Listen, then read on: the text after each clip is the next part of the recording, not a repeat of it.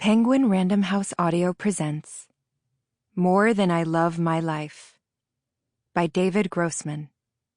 Translated by Jessica Cohen. Read for you by Gilli Messer. Raphael was 15 years old when his mother died and put him out of her misery. Rain poured down on the mourners huddled under umbrellas in the small kibbutz cemetery. Tuvia, Raphael's father, sobbed bitterly. He had cared for his wife devotedly for years and now looked lost and bereft. Raphael, wearing shorts, stood apart from the others and pulled the hood of his sweatshirt over his eyes so that no one would know he wasn't crying. He thought, now that she's dead, she can see all the things I thought of her.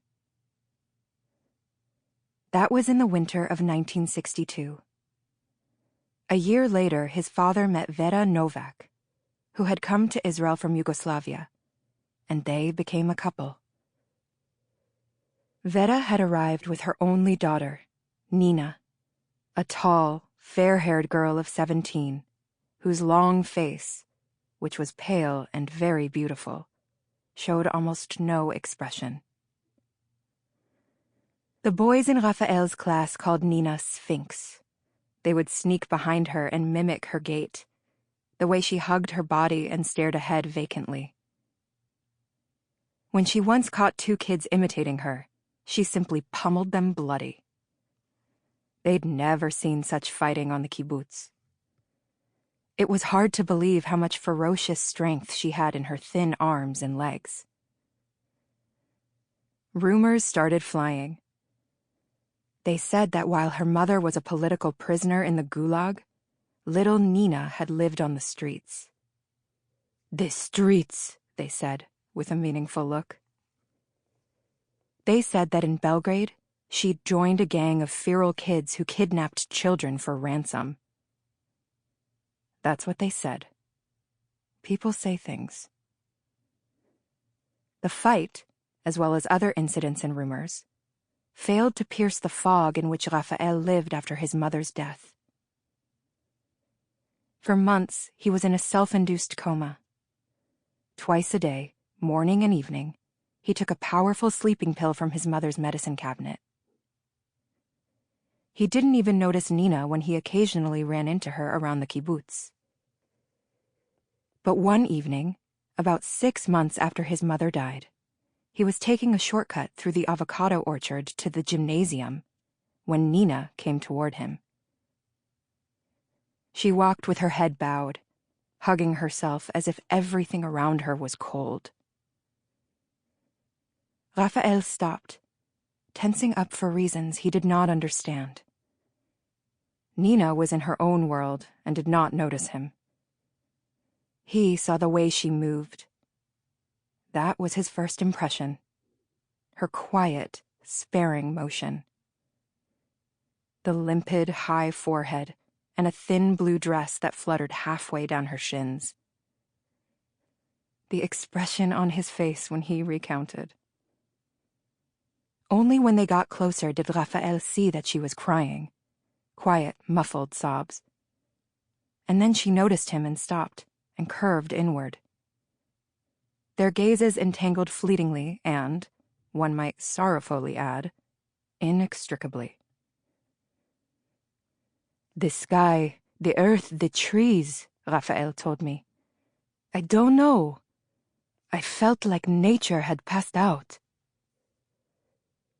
Nina was the first to recover. She gave an angry puff and hurried away. He had time to glimpse her face, which had instantly shed all expression, and something inside him coursed toward her. He held out his hand after her. I can actually see him standing there with his hand out.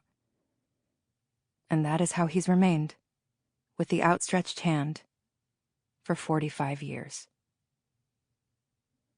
But that day, in the orchard, without thinking, before he could hesitate and trip himself up, He sprinted after her to tell her what he'd understood the moment he'd seen her. Everything had come to life inside him, he told me. I asked him to explain.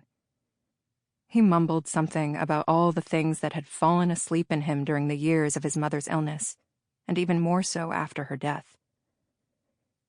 Now it was all suddenly urgent and fateful, and he had no doubt that Nina would yield to him right then and there.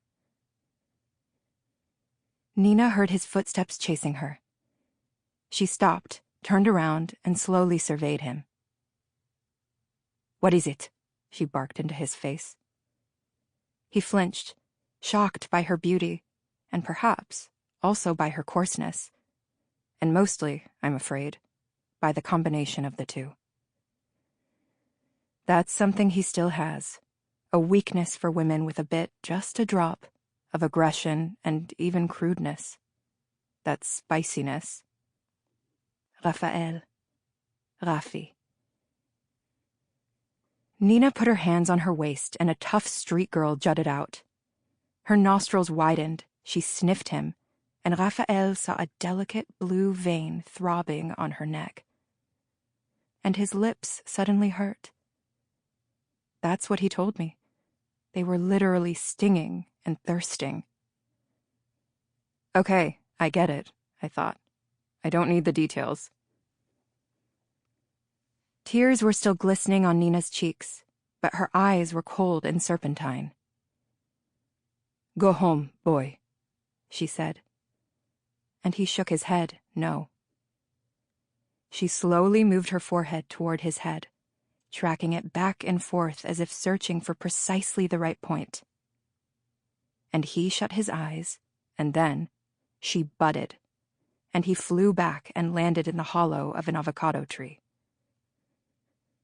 Ettinger cultivar.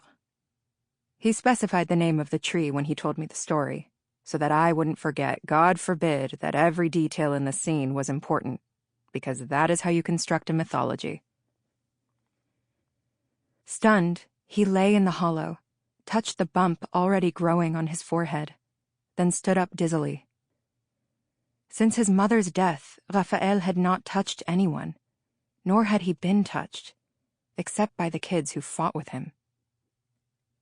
But this, he sensed, was something different. She'd come along to finally open up his mind and rescue him from the torture. Through the blinding pain, he shouted out what he had realized the moment he'd seen her, though he was amazed when the words left his mouth, insipid and crude. "Words the guys used," he told me. "Like, I wanna fuck you.